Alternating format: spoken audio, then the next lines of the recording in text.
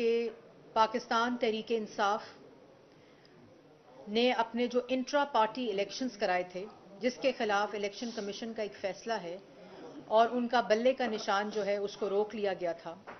بات مختصر ہے کہ الیکشن کمیشن کے قاعد و ضوابط کے مطابق ہر جماعت نے اپنی پارٹی کے انٹرا پارٹی الیکشنز ان قاعد و ضوابط کے مطابق کروانے آئینی طور پر لازم ہیں، جس کے پاس اپنا انتخابی نشان ہوتا ہے،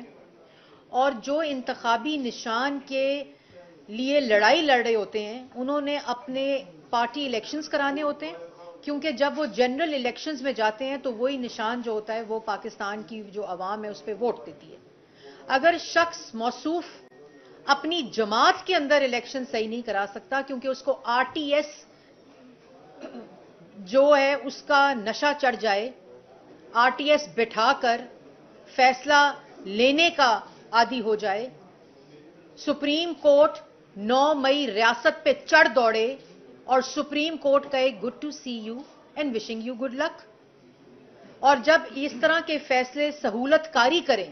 بھئی آپ کے پاس الیکشن، میں عوام سے بھی ان کو بھی بتانا چاہتی ہوں، یہ بہت سمپل معاملہ ہے، جس کا ذمہ دار عمران خان ہے، جس کا ذمہ دار پاکستان تحریک انصاف ہے۔ یہ کوئی زیادتی نہیں ہے، یہ کسی قسم کی کوئی زیادتی نہیں ہے۔ الیکشن کمیشن کا کوڈ آف کانڈکٹ ہے، اس کے مطابق انٹرا پارٹی الیکشنز کرانے ہیں۔ اس نے اگر آپ نے نہیں کرانے